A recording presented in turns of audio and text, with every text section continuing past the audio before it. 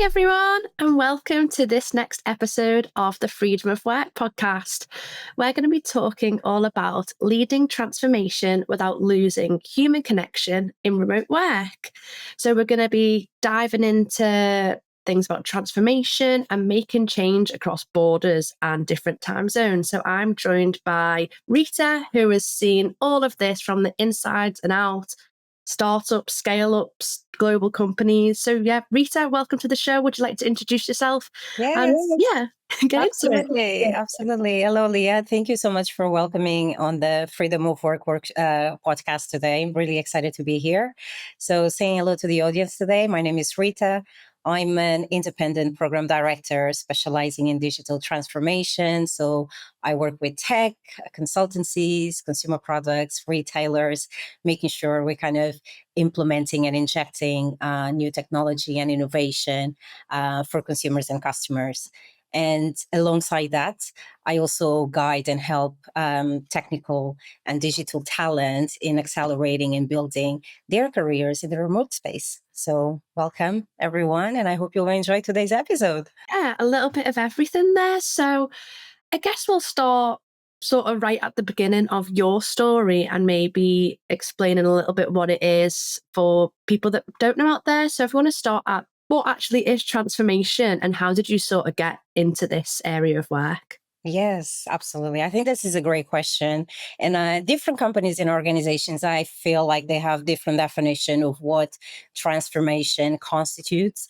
Well, from my perspective, it's a combination of projects that tend to change the way that a company operates and generates value, whether it's being driven by new technology, new processes, new capabilities, functions. So that's kind of what it composes for me, the simple concept of transformation.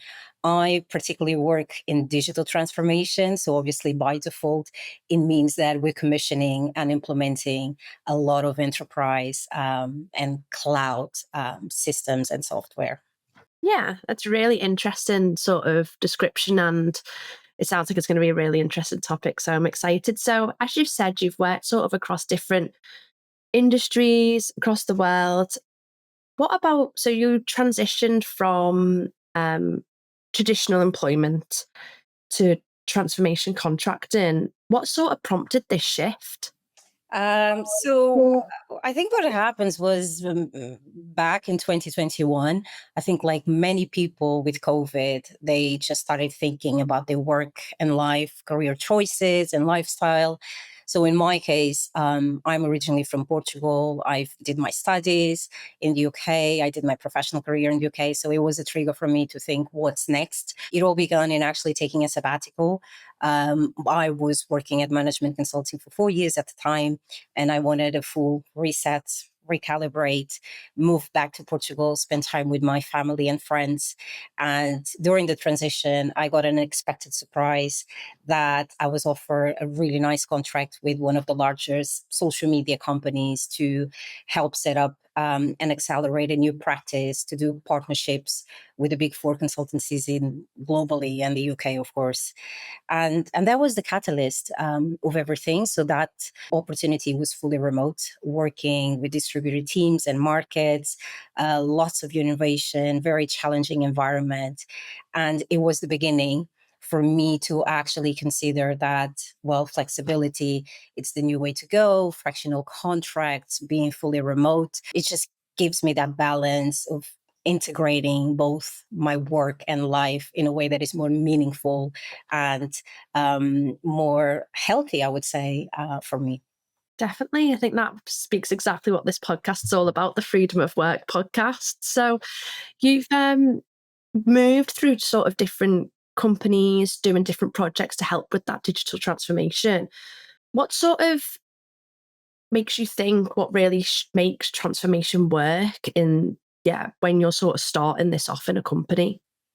Oh, that's a very interesting question. In my view, I think companies they have very distinct ways and approach of what successful transformation actually constitutes.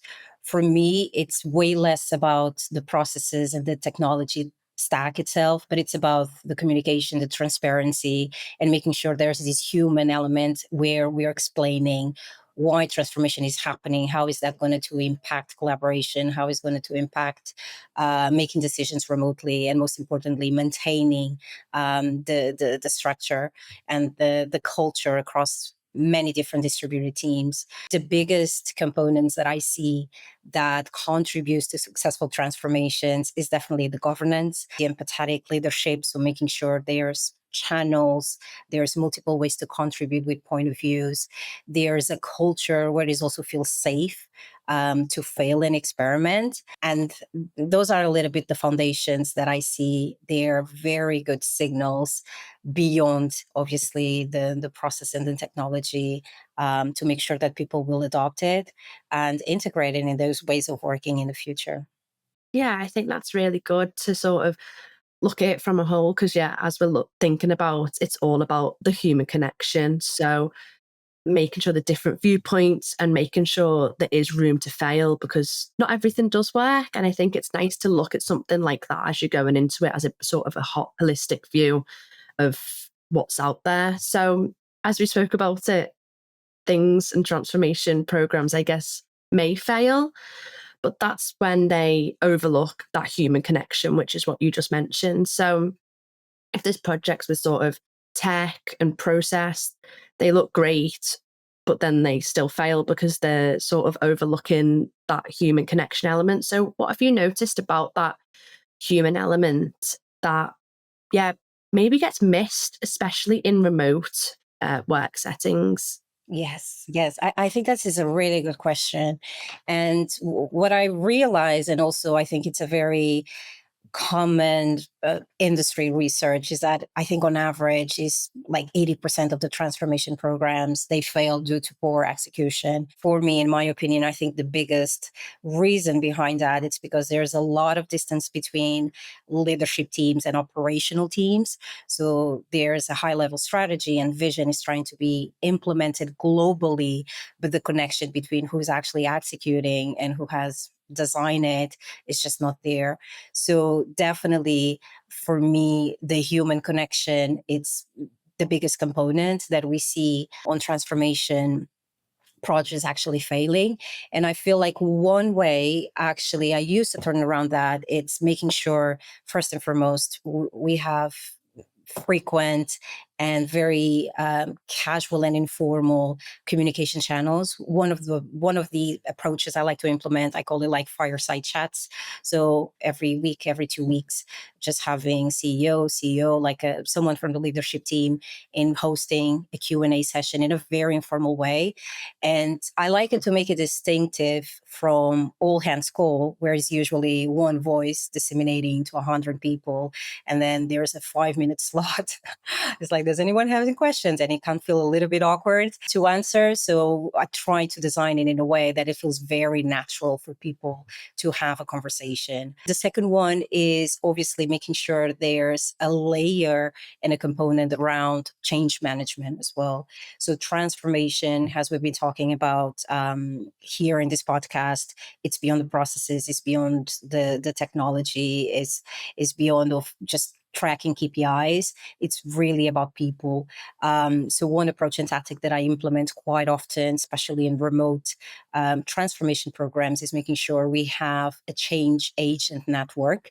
So a group of local advocates that not only champion for the change and the transformation, but they also act a little bit like problem solvers and stakeholders that can help identify issues, resistance, opportunities that I might be missing, or we might be missing as a whole organization. So that's really, really fundamental. And then last but not least is making sure that there's open and safe places for people to contribute in different formats. So I recognize that everyone has very different cognitive styles, ways of thinking, ways of sharing ideas.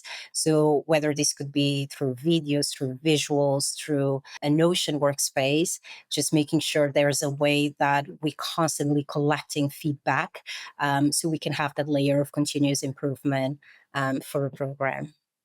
Yeah, no, that's really interesting. I think all of those points are so crazy. I didn't realize that 88% of digital transformations fail due to poor execution. I think that's such a big statistic that people don't realize. It's a bigger project than probably people, know about. And I think that needs to be recognized, that if there is a fail, which is a connection to losing that human connection and the human element, it's only going to make that worse and the project not succeed because they're not including those elements. And I think this idea of fireside chats is great. I think it builds like more trust and relevance so people can be involved, and especially like the local change agents as well. I think they're really powerful because it sort of helps people realize and get involved so they can see the change, see the why, and it helps people get into that, get behind the why behind the project. Yeah. 100%. And what I find interesting also with change management is that traditionally a lot of people see in just email marketing execution. And I always trying to reinforce and say, let's kind of transfer and give empowerment to local teams to actually execute the communication activities that make sense based on their cultural context and the way they already work. So there's a lot of great ideas and programs that I have worked with people from Japan to Brazil to Europe, where we just really want to make it very human, very transparent, and very focused on change and innovation in a positive way. Yeah, I think that's also a nice element because sometimes when there is a bit of a change and perhaps it is a leader speaking about the change, it's sometimes hard to get a little bit involved. But if there's different teams that are spreading that across and people are getting involved in that transformation, then it feels like they are actually part of it and they are making the change rather than Absolutely. something happening and they're sort of getting told about that rather than being involved. I think that's really, Absolutely. 100%. yeah, I think obviously it can be a little bit tricky. Obviously, you've mentioned that there Yeah. can be such a high fail rate sometimes. So is there an example that you can share where perhaps like the people dynamics were a little bit off and how you work through that? Yes, 100%. So it's actually one of my specialities, failing programs or recovery programs, let's just call it that way. I do tend to work with a lot of clients who partner with me once their digital transformation program has gone off rail for a variety of reasons. Either it's budgeting, resources, misalignment on stakeholders or scope. Obviously, my mission in the beginning is really just run through the standard program management toolkit, the reassessing the plans, the recalibrating roadmaps, risks, issues, speaking with everyone and trying to understand. But when it comes to um, going back on track, it really goes back into the human element. I like to bring radical transparency, as I like it, to name it. And my biggest goal is trying to understand and amplify the voices of the team. So connect with every functional team to really understand why, from their perspective, do they feel that the transformation has been failing, and then identify not only the pain points, but also the root cause behind it. Is it the technology itself that has become inadequate for the way they generate value? Is it the processes that is no longer efficient? Is there like a human or a much deeper human interaction dynamic that it has been missing? So it's really important to understand that. What I do in my side to make sure that I we then go back on track and we kind of running a very successful transformation is making sure that I have a sync workflows, communication touch points. They are structured in a very empathetic way. Really, really like everyone to collaborate. There's no right and wrong answers. Psychological safety is one of the principles that I run and checked in a lot of the ways that I work and collaborate with people, and making sure that we are very flat in the team structure. So not necessarily job titles and function. Everyone contributes, I think, from the same angle, from the same perspective, with the same level of respect, equity, and inclusion. So rather is it going to be a director or an intern to make a suggestion, I want to hear it and I want to give it the same credit.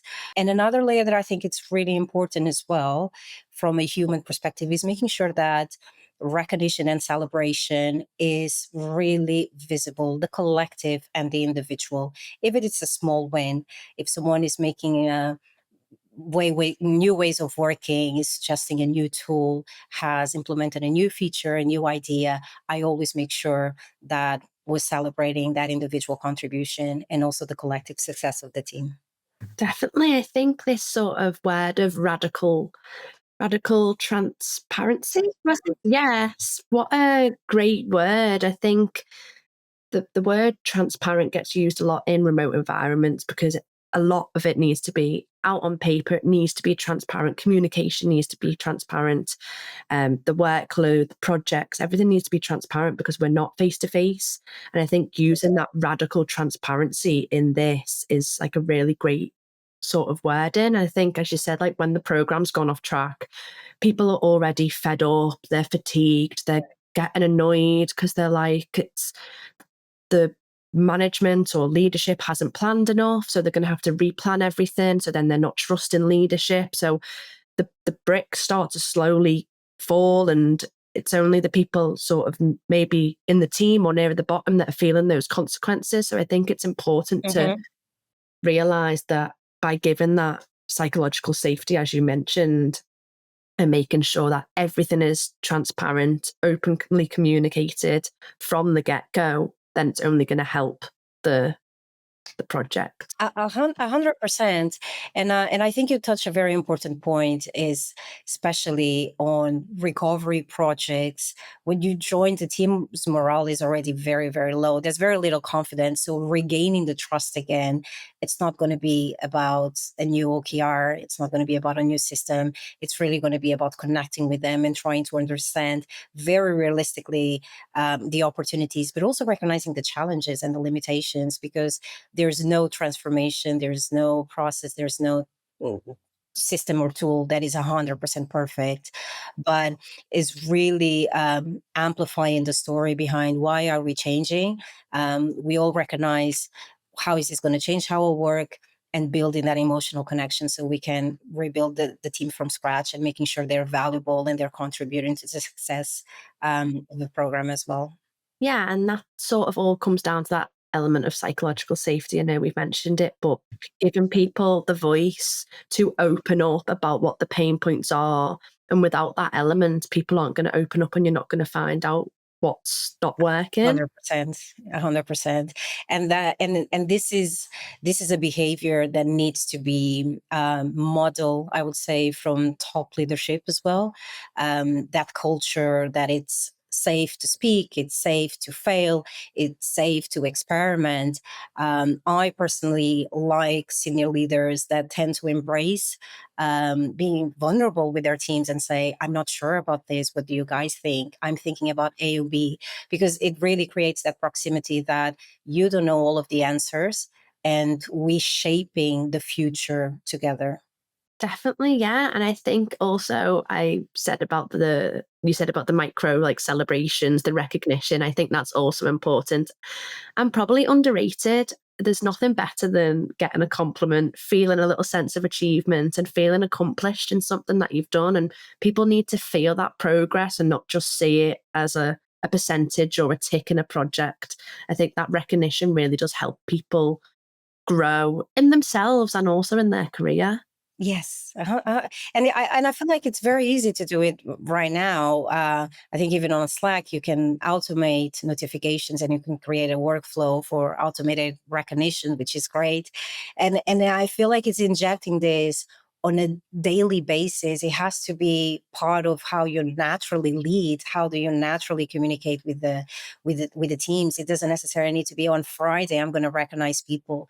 It should be embedded every day, every time you connect with person. And it could be very subtle ways as well. And say, oh, I really like how you bring this idea. Let me share with others.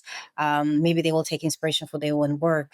It just makes you feel very valuable. And obviously you're not working in something that is just going to be recognized on a profit and loss or a balance sheet. Yeah, and I think that natural flow of recognition helps as well, not sort of a robotic structure that has to be done because it's your end of year recognition or Yes, end to yes. end of year summary. It's something that gets dropped in throughout and drip fed Mhm. to you, which will only help the company retain their best talent if they're Yeah. being recognized for doing good work. So I think having that model with the transparency and the psychological safety element mixed with that feedback and making people know that they can be heard to help that project, I think is some great points. Yeah, great combo. It's a great combo. Leah, I think you're ready for one of my next transformation programs.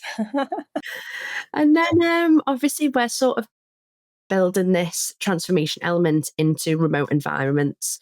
So it may or may not be a little bit trickier, but I think making that stick in a remote environment could be a little bit on the harder side. So is there any sort of specific components or elements that you think should be included in this model, which is designed for successful remote transformation? I don't think there's like a one size fits approach for sure. It's a little bit of a tricky question, and I like that challenge. Obviously, I think the success transformation really depends on the industry, the organization structure, their operating model, team size, products and services. So obviously, highly regulated industries like alcohol, tobacco, they have different nuances. But what I have observed throughout my career is that there's three components that I see as really best practices that tend to work. The first one is around building what we call agile pods. So having a small team that owns an expertise and capability, and it really helps just to them experiment, innovate, and solve problems more quicker. And I think it works really well for remote teams because you're implementing almost a little bit of the centralized model. So you give them a lot of autonomy, and they able to kind of run the show and then share the best practices with other markets, with other functions. So it's easier to kind of scale and implement with a lot of innovation. The second component, which I definitely feel it's really, really important, it's the OKRs, so the objectives and key results. Because what it does missing a lot of the transformation is that people understand, oh, yes, we are implementing a new way of doing X, or we're having a new system, but we don't really understand why, and we don't know how is that going to impact our day-to-day job. Is it because I'm going to be able in the future to develop new features, new websites, new products in a much faster way and efficient way? So how are we actually measuring that? So bringing that OKRs, transparency and visibility and communicated regularly, it just makes it way more tangible about why exactly we are transforming. And not necessarily everything has to be translated into revenue or cost efficiency, but it has to be in language that people can actually relate to their day-to-day work. So that's very important. And the third one, I go back again into the change management and the cultural piece, and that can take very and many nuances as well. If, for example, one of the companies they want to implement like a much safer culture to experiment, why not, for example, to run hackathons every 2 weeks, every month, where people can actually test ideas, submit ideas, work together across different markets, and really have a safe environment to create pilots, MVPs. So these are all change initiatives that are very tactical, but they bring the distributed and remote team together to actually collaborate in new ways of working and how the company can operate more efficiently. Yeah, definitely. I think there's some really great pointers for remote teams. I think this agile pods, I like this word pod. It feels like it's a little bit more of a different term. It's it's a little bit different than a team. It's just something that's specific for a sort of new project, a new get together. And I think that's nice. And implementing this decentralized operating model is exactly what is going to work in remote teams where they're focused on what's happening, they're agile, they're constantly changing. And I think that's going to be sort of a great thing to put into that. And yeah, having these teams that are going to be sort of problem solving together, I think is a really nice element, and it helps the teams to, like you said, be empowered and be sort of happy to get involved. I think they're sort of great points there. And then yeah, obviously looking at the KPIs, the progress, what's actually happening, because you need to measure that as well. Because without that, then you're not going to see if anything's working or if somebody's thinking that it's working, but it's not. It's have like a specific measurements that people can look at in the leadership team and different people looking at that so they can see what's actually working and what isn't. So you can steer that transformation in the right way. 100%. 100%. And one of the points maybe that I wanted to add for the agile pod teams, what I really like about that concept is that it also helps remote teams and organizations to scale more efficiently. So a pod team could be a data analytics and a research team that is testing and is experimenting, is launching new ways or new ways to collect insights, and you kind of build a little bit the baseline, and they can connect with different markets and they can test in what works best for their culture, for their customers, for their ways of working, and that actually avoids you having to implement almost the same capability 100 times in 100 different markets. So you can have one market in generating the biggest ideas, and another one is going to be focused on something completely different. And it's just kind of exchanging, and they're building synergies in a much more cost efficient and collaborative way. Yeah, and that all comes back to that initial human connection element, because without that, this transformation's not going to work at all, because no one's going to work together. They're not going to work in the pods. They're not going to look at the measurable KPIs. They're not going to communicate, and it's not going to work. So it definitely goes back to that initial element of making sure there's a human connection when you are starting that transformation. Yeah. So then when perhaps this transformation is being adopted by people at work, is there any sort of signals that when they're taking on this transformation as a project, rather than it being treated as just like another short-term initiative, how can people adopt this as like a new way of working almost? I think this is a really good question, because what really sometimes happens in transformation is that there's a pushing message for change from the leadership team, global team, headquarters. And what tends to happen is that you have a short burst of making things differently, and then people go back to the old ways of working. So that means transformation didn't succeed. Or it could be a scenario that just there's a lot of resistance, and people just simply don't adopt it. So for me, typically, when the biggest signs that I see where transformation is being adopted in a sustainable way, in a long-term way, is first, there's a natural shift of behaviors. So people would just naturally process, create, collaborate. They act in the context of the transformation in a natural way by default. So they're not necessarily following steps or a guide or a document or reaching out to people, trying to figure it out how they should perform now in the new world, let's say. The second one is that there is an organic advocacy from the talent and the employees as well. So explaining the transformation feels easier for them, becomes very embedded into their day of way of working, their vocabulary, their knowledge, but also it has a massive impact if there's new joiners coming into the team and they're not necessarily explaining the old and the new way. There's just a new way. There's just how we work right now. And the The third element, I feel it's very connected to their skills and capability development. So when someone wants to develop themselves, they want to upskill in a new space, expertise area. They also think a little bit about the context of the transformation. So a lot of companies nowadays are transforming with a lot of Gen AI and artificial intelligence. So they might have a natural appetite for that particular expertise. But the capability development is also very important when they think about creating a new revenue stream, a new service line for the organization.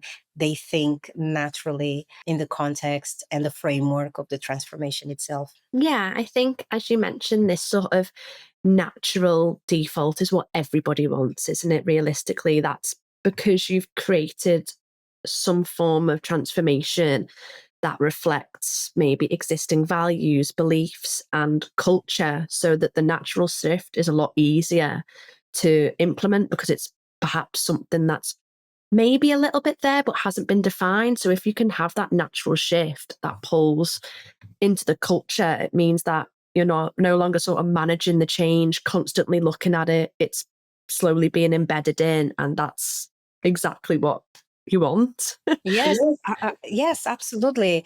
There's always have to be like some monitoring, because I don't think the transformation necessarily ends when something is launched or live or has been rolled out. There's always business as usual activity where we continue monitoring not only the technical and the process and the governance way of the transformation, but very much about how people feel and how they are behaving, how they are evolving. So not losing that human connection is something that has to be monitored throughout time. And this could be done through a very simple way. You can just have like a pulse survey where we're collecting opinions, perspectives, sentiment of the employees after 6 months, a year, continuously. I think it should be something that it should be 100% be part of how organizations operate on their day-to-day basis. Yeah, exactly. It's like we're not only measuring and looking at this from a pre-launch, we're looking at post-launch as well. And I think also when you highlighted, if people can know that once they're being involved in this, it is going to maybe develop their skills. I think that's a really good focus point, because if people can question what's happening, why that's going to benefit them, I think that's worth people's time. So it's a good element to look at that and then look, why am I doing this? Oh, it's because of this. And it's relating that and realizing that they're actually going to gain something out of it.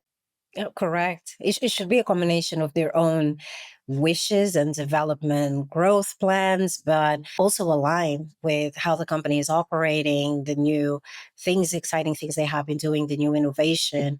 So it's excellent sign when I do see people that, okay, we're doing a lot of automation. I have been a program manager and I really want to focus on more automation projects or robotics or anything. So it's a really good sign, in my opinion. Yeah, exactly. And then it all goes back to that sort of communication element as well, because if people are communicating that things are working, then it's only going to make that transformation work better, because people are actually realizing and communicating that and being transparent about what's happening.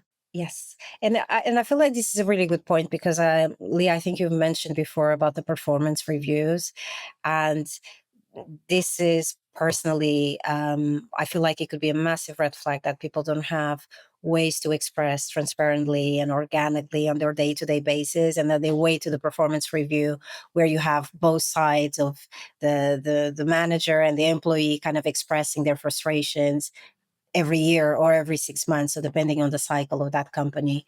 So yeah, it's very important that it's built so you don't accumulate your feedback when you feel like there's only like one safe window for me to do it. There's just one appropriate channel for me to do it, and it's performance review, which yeah, it shouldn't be in that way.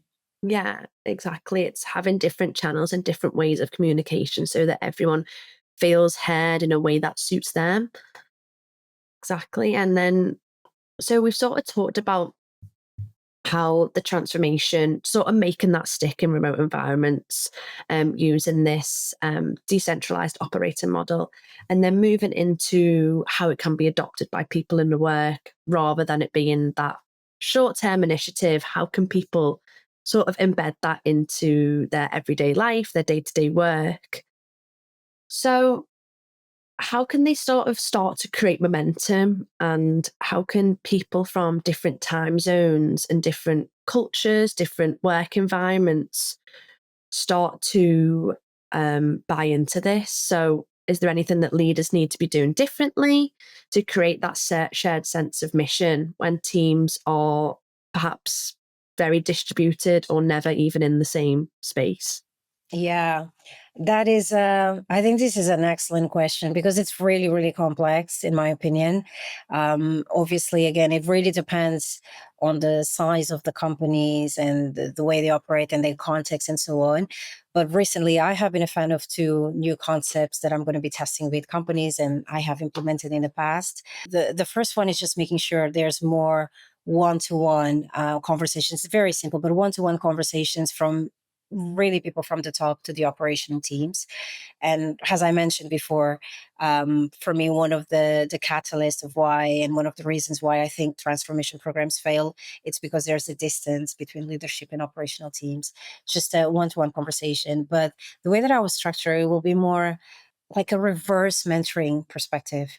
And I think this is very interesting because it challenges a little bit the idea and the concept that you need to have X years of experience, you need to have that specific job title to be entitled to earn. Okay, can we rephrase that? Just 1 second.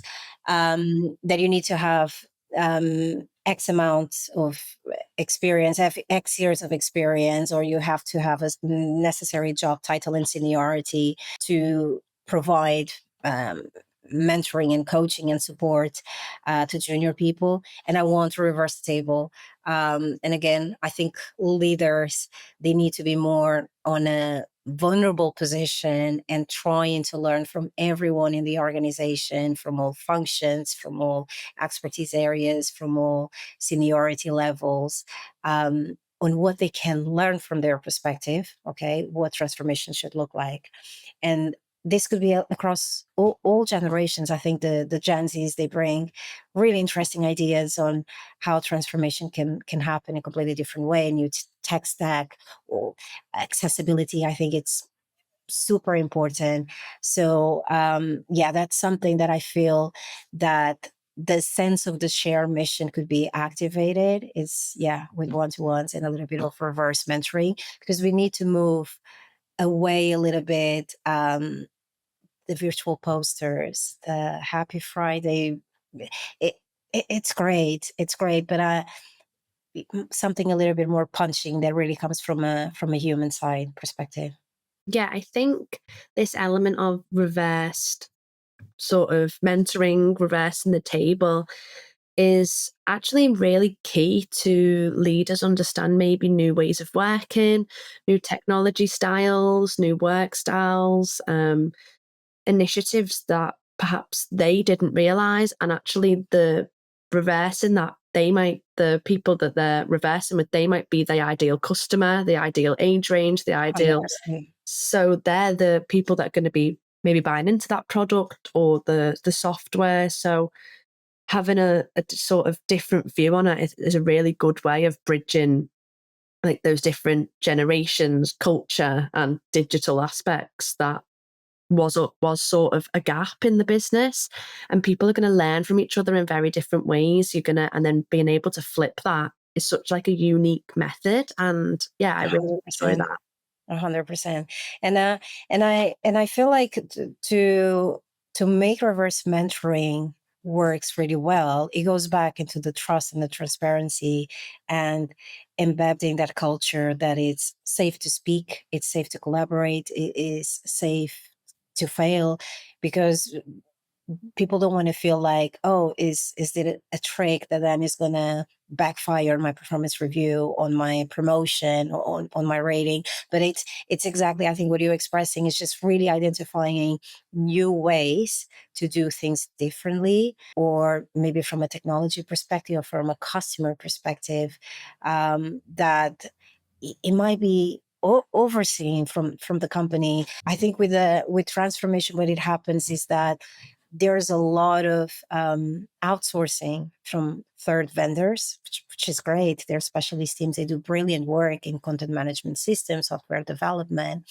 But go back to the human side, right? If you're building a product and you're targeting Gen Zs, go to the Gen Zs on your company and ask them honestly and authentically, do you like this product, or why you don't like it, or what doesn't work? Because they're going to be your real customers. They're a proxy. They're exactly the profile, the personas of your real customers.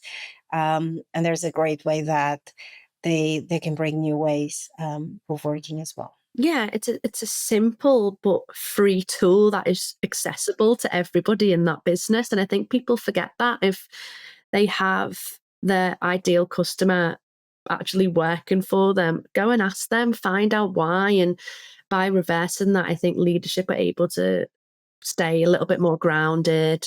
They're able to be a little bit more open. They remove themselves from the project that they're involved in and take a step back and think, oh, is that what your viewpoint is on it? And it opens up maybe room for error or weaknesses that may not have been spotted, say, post product launch. Correct. Correct. But it could also be like any other skill development, because obviously, like in mentoring, there's a lot of component and skill development. It could be simple things that, how can I improve the way I communicate in a fireside chats? Should we bring a gamification component? Like, do you feel like this is dry? So it could be something way more easier and like, day to day to implement. But it's just the concept is that you're listening feedback from a untraditional, okay, talent or pull talent, that people would consider. Yeah, exactly. And that's exactly what it's all about. It's finding out different points of view, being open, being transparent, and then people feeling that sense of ownership and be able to contribute, which all comes back to that human connection element, which we've been discussing. But I think looking at the sort of future of the way of work, people want to bring in that technology element to make that a little bit easier. How do you sort of help organizations decide where to invest, whether that's new technology or in developing their people when transforming remotely? Mm.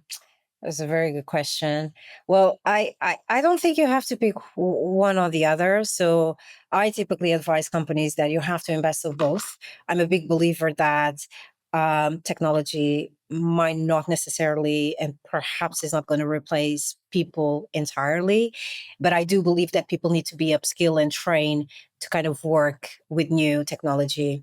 So what I tend to see that it works really well is implementing what I call a concept of like parallel investment with a people first timing approach. So you might be commissioning a new technology very early, but even before you are implementing and testing heavily in that new system or technology or ways of working, you are already training people on how to change their mindset. Okay.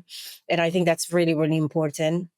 Changing their mindset, changing the way they collaborate, changing the way they're going to make decisions. So that is something that it should be injected early on from a transformation. What the weight is going to look like, it really depends.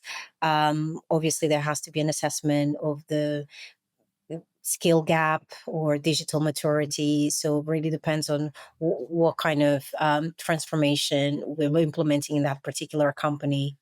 And one of my perspectives that I always tell to people is that if you don't recognize that your talent and your workforce and your employees, they need to be train and upskill and invest it alongside with technology with the same enthusiasm, with the same level of budget, you're going to realize that people challenges, they tend to compound much faster than the technology challenges.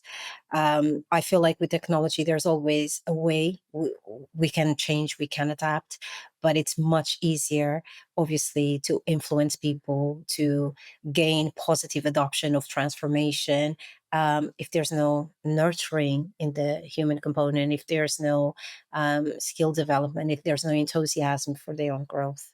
So, yeah, that's pretty much my approach on how I help companies to decide where to invest, and it has to be Yeah. both. I think that's a really good point because you can invest so much in upskilling someone, but I think at the moment as well, technology is moving so fast at such a high pace that if you Hmm. don't get involved in certain technologies that are only going to help you, then you're going to lose at the technology battle, which is going to make you not succeed as a business. And if you don't upskill your people and they don't constantly improve, you're going to lose at that battle because you're not going to have talent which is improving and good talent in your business. So leveling that with this, I really like this element of parallel investment with people first time. And I think that's a really nice sort of phrase. And it means that you're changing and helping the people, Hmm. not just expecting them to catch up.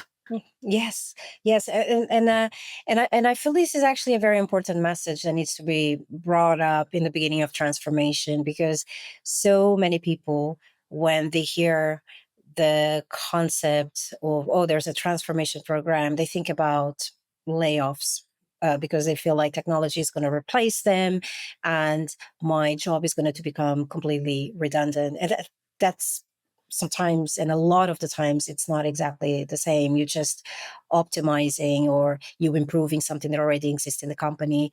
And obviously, if there's a way that your job could be changed for the better, you might be upskill, change functions, and it's a new growth opportunity as well for them.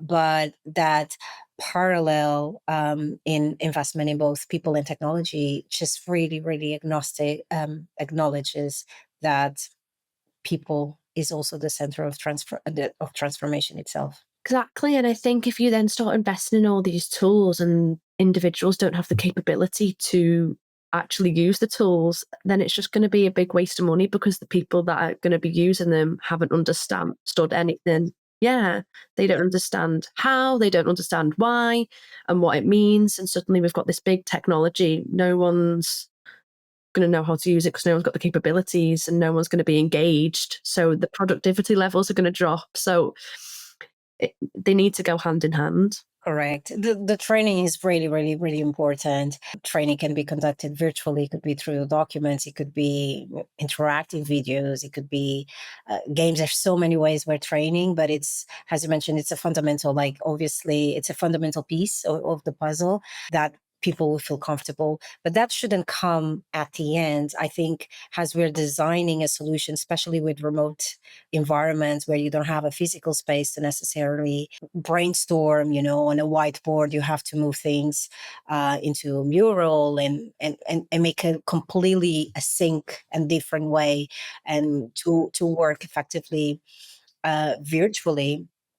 You need to recognize what the solution, or it's going to work for those future users, because you don't want to risk it and go to training and they say we've will never work in that way because X, Y, and Z. So yeah, training is really important. And there's and I think in a digital way, there's way a variety and multiple formats that you can make it very, very efficient for everyone's style.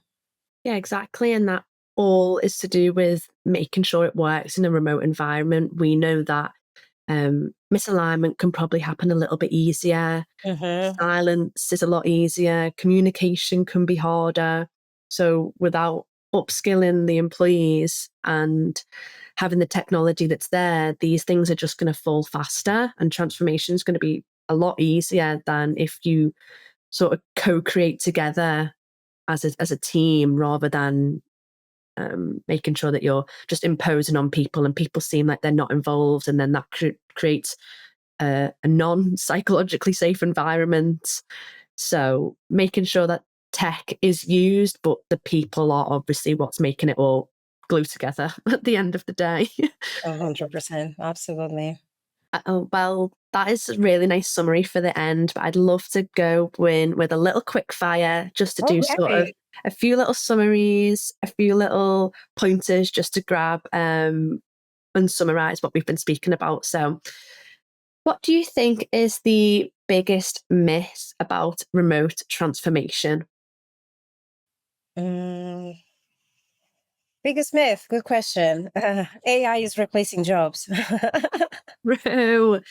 Literally, I think we've all seen it. AI has to be collaboratively used with humans rather than.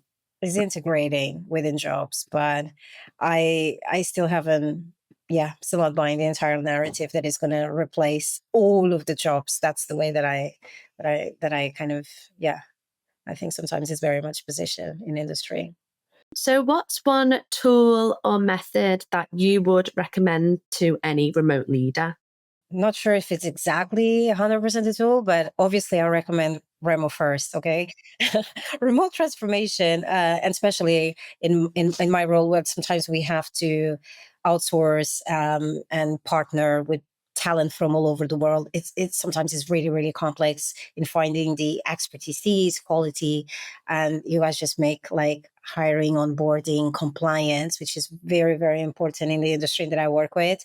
Just very straightforward. So yeah, pay attention, leaders. Remo Thanks. first. Well, thank you for that. And then I think just as sort of a roundup of everything that we've been discussing today, it's been so interesting finding out from that sort of start to end transformation. But if there's one takeaway you want leaders to remember when it comes to transforming without losing human connection in remote workspaces or just in a regular workspace, what would that be?